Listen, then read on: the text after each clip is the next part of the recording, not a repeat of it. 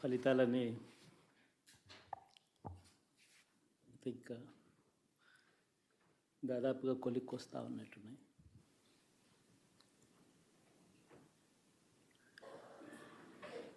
చూసిన ఫలితాలు జరిగిన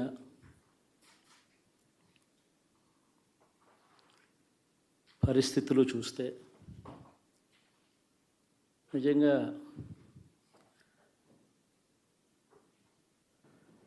ఆశ్చర్యంగా కూడా ఉన్నాయి.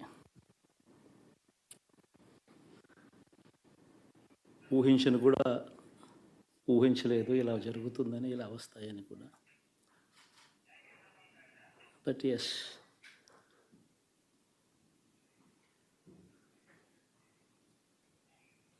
అమ్మఒడి అందుకున్న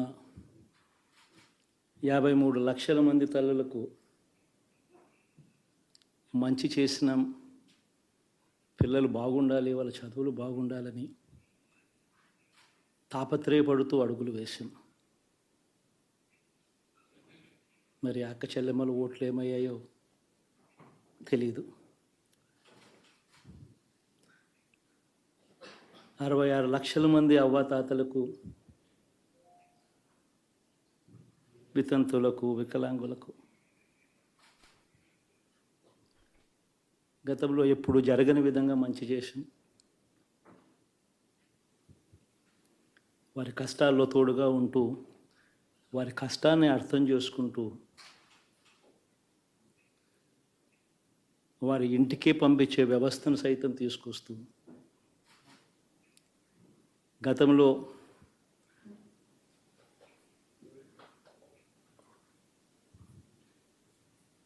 మా ప్రభుత్వం అధికారంలోకి రాకమునుపు ఇస్తూ ఉన్న చాలని పెన్షన్ నుంచి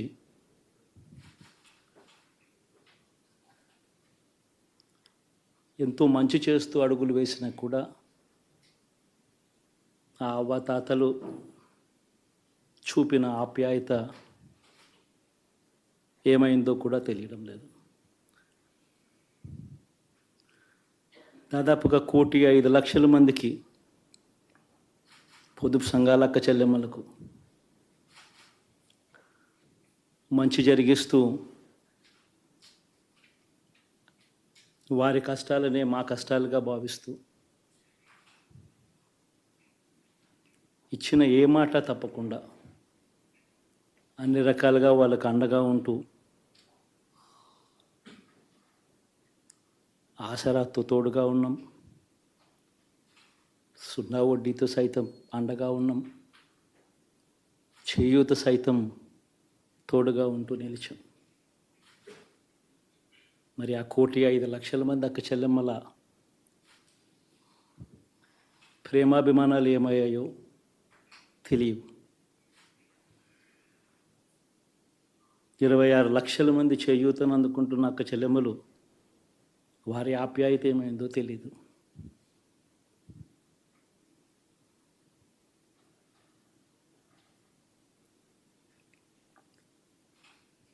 పిల్లల చదువుల కోసం ఏ తల్లి ఏ తండ్రి ఇబ్బంది పడకూడదు అని మొట్టమొదటిసారిగా పూర్తి ఫీజులు ఇస్తూ తీసుకొచ్చి అందగా నిలిచాం. చదువుల్లో ఎప్పుడూ చూడని మార్పులు తీసుకొచ్చాం.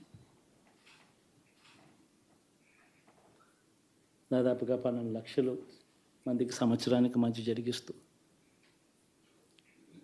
ఆ పిల్లలు, ఆ తల్లుల అభిమానం ఏమైందో కూడా తెలియదు.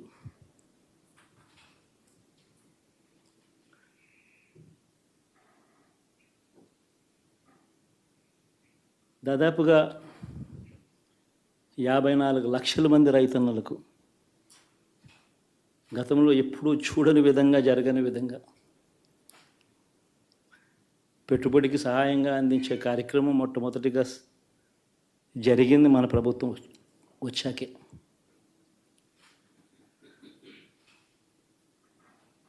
మరి అంతగా రైతన్నలకు తోడుగా ఉంటూ, రైతన్నలకు రైతు భరోసా ఇవ్వడం కానీ, సమయానికే వారికి ఇన్పుట్ సబ్సిడీ ఎప్పుడు జరగని విధంగా సీజన్ ముగిసేలోగానే ఇచ్చే కార్యక్రమం కానీ, ఉచిత ఇన్సూరెన్స్ కానీ, పగటిపూట 9 గంటలు ఇచ్చే కార్యక్రమం కానీ, ఉచిత విద్యుత్ ఇచ్చే కార్యక్రమం కానీ, మరి ఆ 1,00,00,000 మంది రైతన్నల ప్రేమ ఏమైందో తెలియదు.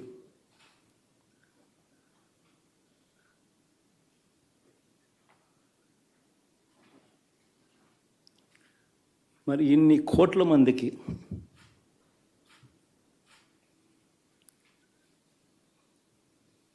పేదవాడికి తోడుగా ఉంటూ ఆటో డ్రైవర్లు నడుపుకుంటా ఉన్నవాళ్ళు ఆటోలు తోలుకుంటూ టాక్సీలు తోలుకుంటూ ఇబ్బంది పడకూడదని వారికి అండగా ఉంటూ ఓ వాహనమిత్ర,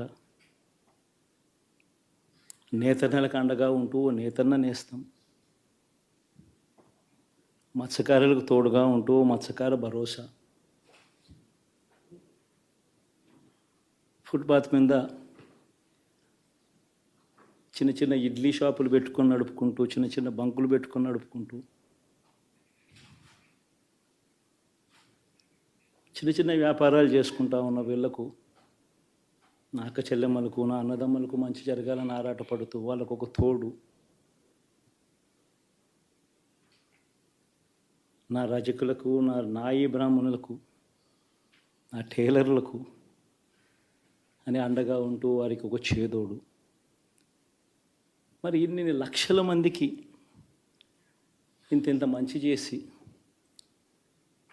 ఇన్ని కోట్ల మందికి, లక్షలు కూడా కాదు, కోట్ల మందికి మంచి జరిగించి, ఎప్పుడు జరగని విధంగా మేనిఫెస్టో అంటే ఒక చెత్తబుట్టలో పడేసే డాక్యుమెంట్ కాదు.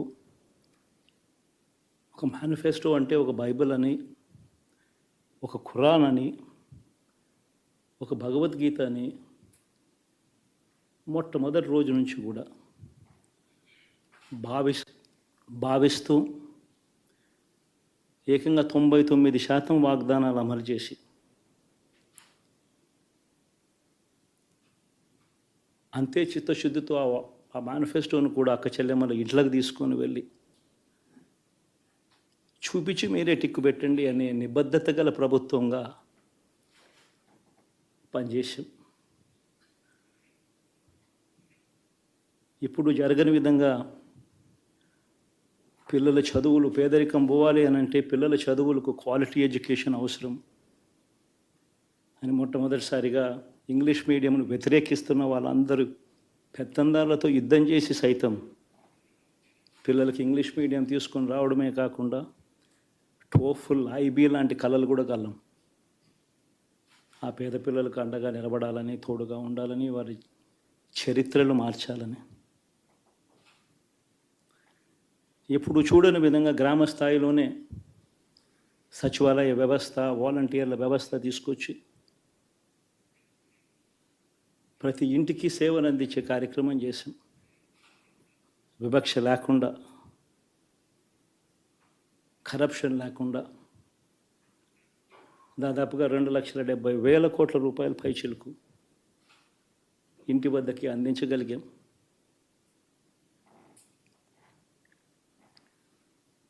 ఇప్పుడు చూడని మార్పులు తీసుకురావడమే కాకుండా ఒక చదువుల రంగం అయితేనేమి, ఒక విద్యారంగం, ఒక వ్యవసాయ రంగం అయితేనేమి, ఒక వైద్య రంగం అయితేనేమి, ఏ పేదవాడు ఎప్పుడూ ఇబ్బంది పడకూడదు అని ఎప్పుడు ఊహించని విధంగా మార్పులు తీసుకొస్తూ పేదవాడికి అండగా నిలబడగలిగాం. విమెన్ ఎంపవర్మెంట్ అంటే ఇది, మహిళా సాధికారత ఇది అంటే ఇది అని ప్రపంచానికి చాటి చెప్పగలిగాం. సోషల్ జస్టిస్ అంటే, సామాజిక న్యాయం అంటే ఇది అని ప్రపంచానికి చూపించగలిగాం. మరి ఇన్ని గొప్ప మార్పులు చేసిన తర్వాత, ఇన్ని కోట్ల మందికి మంచి జరిగిన తర్వాత మరి అభిమానం ఏమైందో, ఆప్యాయత ఏమైందో తెలీదు.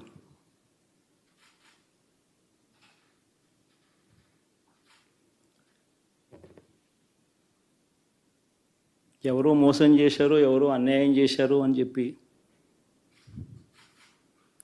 అనొచ్చు, కానీ ఆధారాలు లేవు.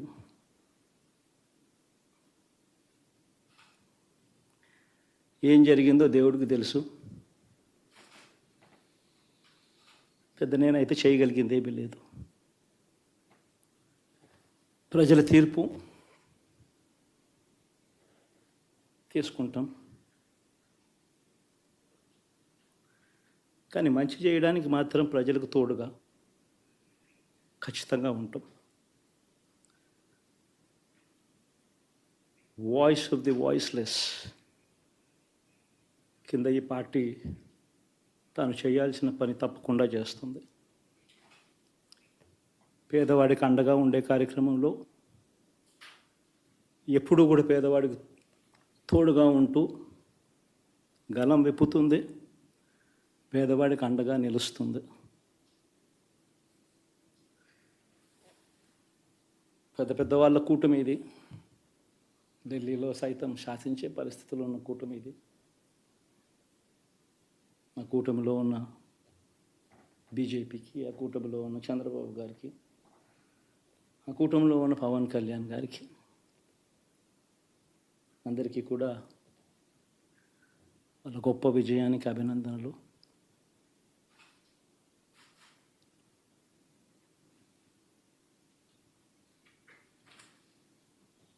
ఓడిపోయినా కూడా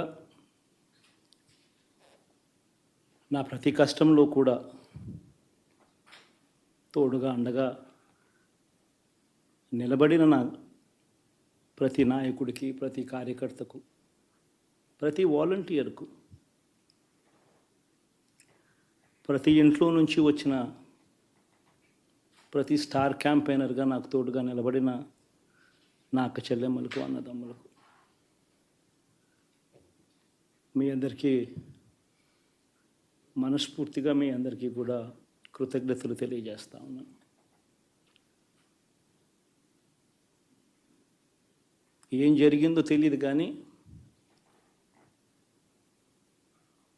ఏమి చేసినా, ఎంత చేసినా ఇంకా 40% ఓటు బ్యాంకు మాత్రం తగ్గించలేకపోయారు.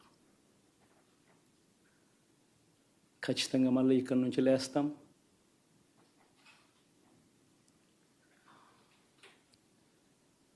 మళ్ళీ ఇక్కడి నుంచి గుండె ధైర్యంతో నిలబడి మళ్ళీ లేస్తాం. ప్రతిపక్షంలో ఉండడం కొత్త కాదు, పోరాటాలు చేయడం అంతకన్నా కొత్త కాదు. నా రాజకీయ జీవితం అంతా కూడా ప్రతిపక్షంలోనే గడిపా, ఈ 5 సంవత్సరాలు తప్ప. పోరాటాలే చేశా. రాజకీయ జీవితంలో ఎవడు చూడని కష్టాలు కూడా అనుభవించా.